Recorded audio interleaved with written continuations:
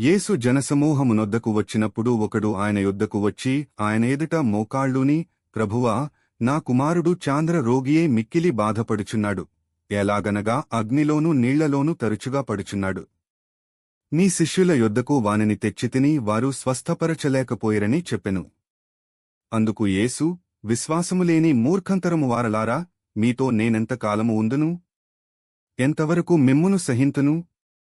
వానిని నాయొద్దకు తీసుకొనిరండని చెప్పెను. అంతట యేసు ఆ దయ్యమును గద్దింపగా అది వానిని వదిలిపోయెను. ఆ గడియ నుండి ఆ చిన్నవాడు స్వస్థత నొందెను.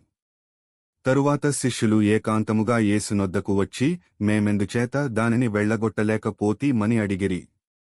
అందుకాయన, మీ అల్పవిశ్వాసము చేతనే. మీకు ఆవగింజంత విశ్వాసముందిన ఎడల ఈ కొండను చూచి, ఇక్కడ నుండి అక్కడికి పొమ్మనగానే అది పోవును. మీకు అసాధ్యమైనది ఏదియూ నుండదని నిశ్చయముగా మీతో చెప్పుచున్నానని వారితో అనెను.